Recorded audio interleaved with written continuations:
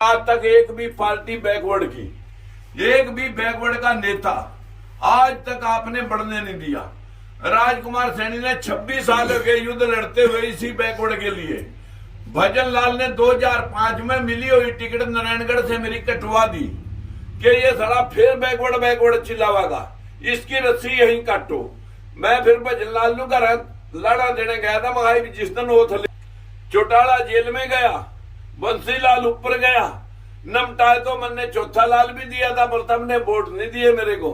यहां से नरेश कश्यप खड़ा था लोकतंत्र सुरक्षा पार्टी से जगाधरी का, लेकिन न कश्यपों ने वोट दिए, न मुसलमानों ने दिए, न बैकवर्डों ने दिए। तुम लोग हो तमाशबीन। आप लोगों को तो लोग पहले ही कह देते हैं राजकुमार सैनी के पल्ले क्या है, उसके पास कुछ नहीं है, वोट खराब करने का फायदा नहीं।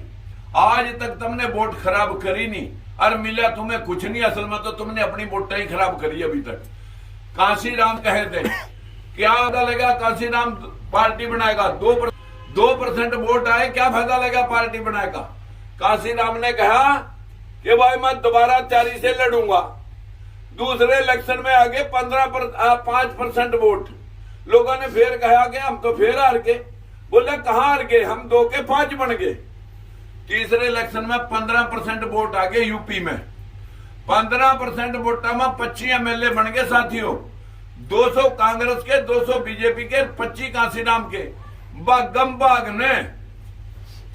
भागम यार तुम्हें भाई बहुत। जो सबसे ज्यादा नुकसान अगर देश की आजादी के बाद अपर कास्टों ने किया, वो उन लोगों ने हमारे इस गरीब तबके का ही नुकसान किया। तुमने कांग्रेस भी देख ली, तुमने बीजेपी भी देख ली, आज तक तुमने अपना कोई नेता, अपनी कोई पार्टी आज तक ना बनाई ना बढ़न दी।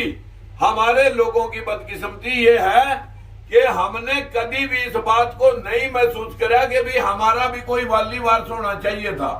लेकिन मैं आप सब भाइयों से हाथ जोड़कर विनती करना चाहता हूं, गरीबी की भी है ये लड़ाई साथियों, जहां मेरी गरीबी की है वहां हमारे बैकवर्डों की भी है। बैकवर्डों का हिस्सा अभी तक ये 11% इधर ध्यान दे रहे हो भाई, खड़ा तो है बचे।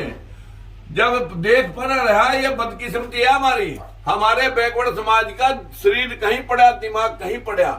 अगर हम सारे ध्यान से सुनते, आज तक तुम्हारा भी कोई वाली वारस पैदा होना चाहिए था, तुम्हारा भी कोई नेता होना चाहिए था।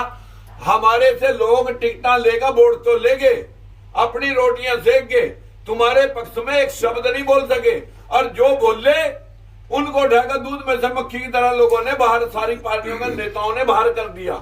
इसलिए मैं 3 बारी का शिकार आप लोगों के बीच में बैठा हूं।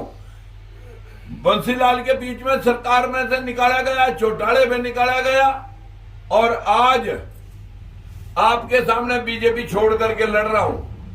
मैं आप सबसे हाथ जोड़ के विनती इसलिए कह रहा हूं कि अब धर्मपाल जी वहां रोक दे, कोई भी है, हाथ जोड़ का विनती है कि ये लड़ाई लड़ी जानी चाहिए कि नहीं। अपने हक की, अगर 11% में रहना चाहोगे, तुम्हारा हिस्सा अभी तक 11 है, या लड़ाई लड़नी चाहिए या नहीं लड़नी चाहिए, लड़ोगे या नहीं लड़ोगे, ईमानदारी से बताओ। मेरे घर में ना कोई नौकर है ना मनु लगाना। आपके बच्चे यहाँ 10,000 बच्चे कालाम में और यहाँ छत्तीसगढ़ में आपके गरीब बच्चों के लिए रोजी रोटी का साधन किया हुआ। हमारा दिहाड़ीदार तो लड़ेगा क्या? जो हमारे मीडियम फैमिलियां, उनके पास बच्चे पढ़ाने और मकान बनाने से फुर्सत नहीं, जो हमारे जैसे एमपी एमएलए बन गए उन्हें जरूरत नहीं, तो कौन लड़े तुम्हारे हक की लड़ाई?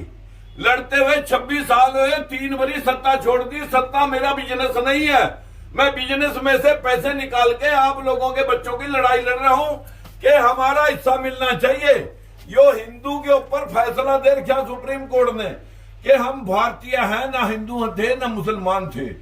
हमारे को लोगों ने बांट दिया, हमारे को लोगों ने देश तड़वा दिए अपनी राजनीति के चक्कर में, हमारे लोगों के बीच में दीवारें खड़ी कर दी।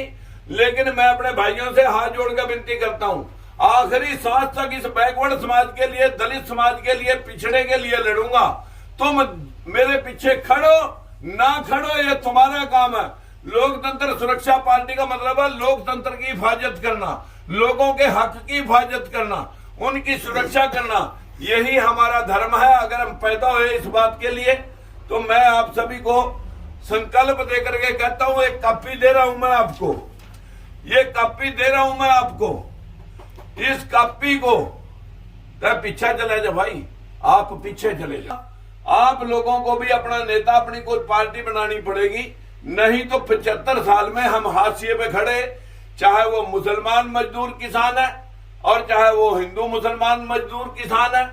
सारा का सारा फंडा जो छोटा दस्तकार है, जो मजदूर है, जो छोटा किसान है, उसके साथ भेदभाव और ठगी चल रही है। यही लड़ाई मैं लड़ रहा हूं।